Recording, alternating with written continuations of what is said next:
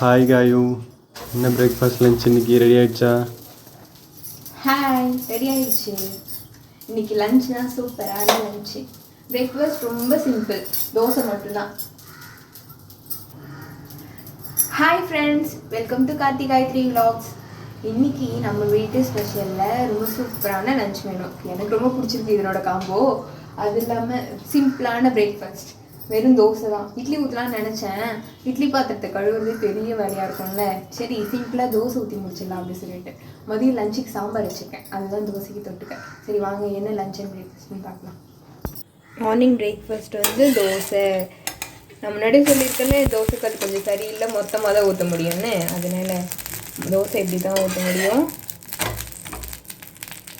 அது இல்லாமல் கொஞ்சம் சூடாக இருந்தால் நல்லா இருக்கும்ல. அதனால மதியம் லஞ்சுக்கு வந்து சாதம் சூடாக இருக்குது.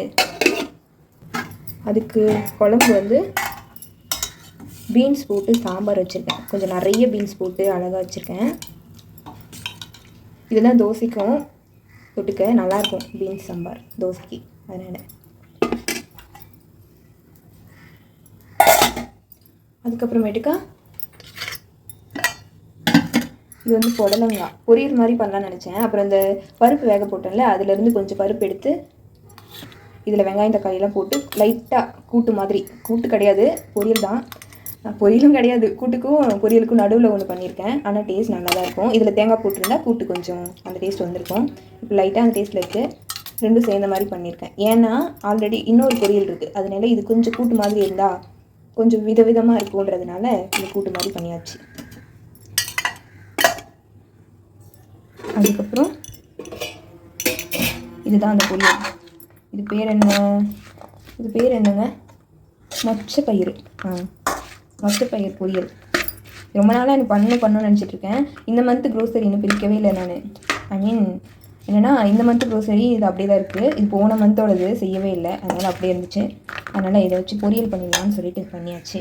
நல்லாயிருக்கு பார்க்க.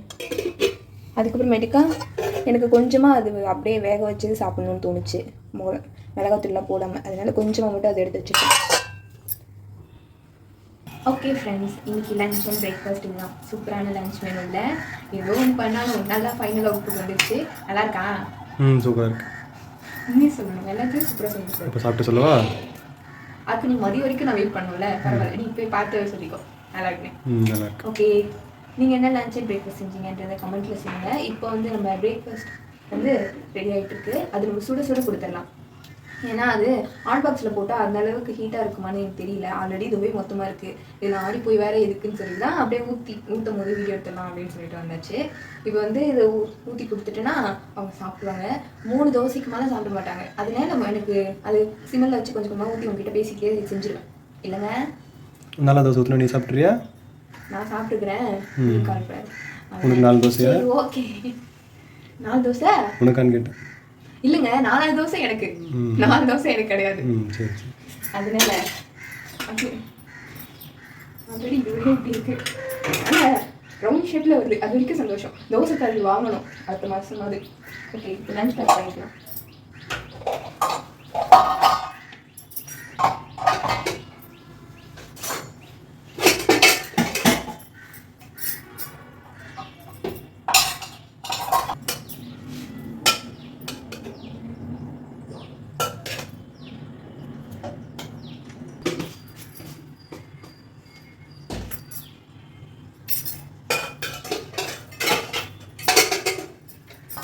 அடுத்து சாம்பார்.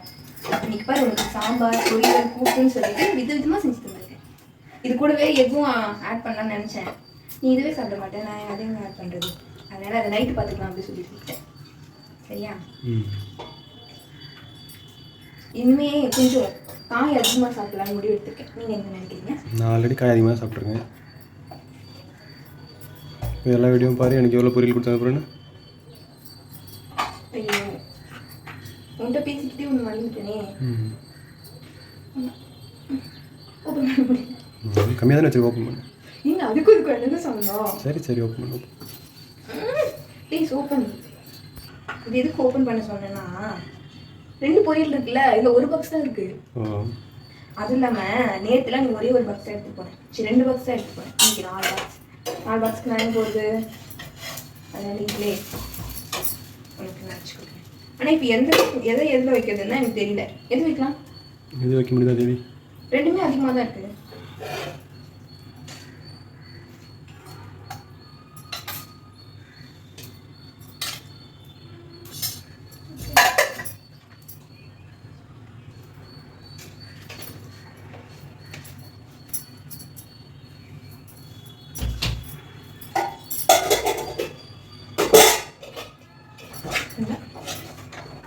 டேஸ்டியான ஹெல்த்தியான பயிறு.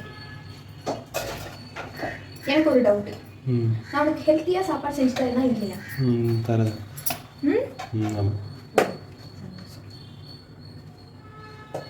அவ்வளோதான், லஞ்ச் பேக்கிங் முடிஞ்சாச்சு. பிரேக்ஃபாஸ்ட் பேக்கிங்லாம் கிடையாது, ஆல்ரெடி பேக்கிங் ஆகிட்டு இருக்கு.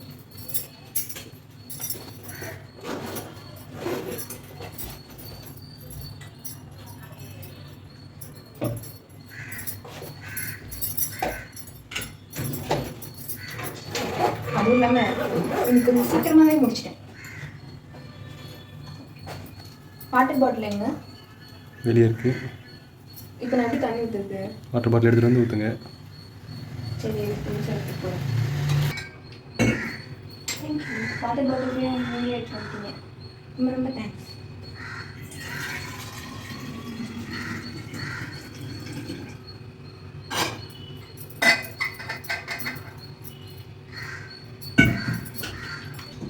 சாம்பார் தோசை ரெடி ஆயிடுச்சு. இப்போ சாம்பார் வச்சுக்கலாம்.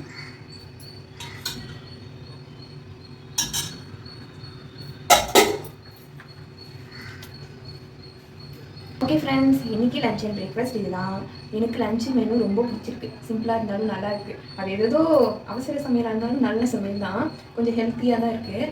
ஓகே, நீங்கள் என்ன லஞ்ச் அண்ட் பிரேக்ஃபாஸ்ட் செஞ்சீங்கன்றதை கமெண்ட்டில் சொல்லுங்கள். என்னோடய வீடியோ உங்களுக்கு பிடிச்சிருந்தா லைக் பண்ணுங்கள், ஷேர் பண்ணுங்கள், சப்ஸ்கிரைப் பண்ணிக்கோங்க. டாடா பாய். அடுத்த வீடியோவில் பார்க்கலாம்.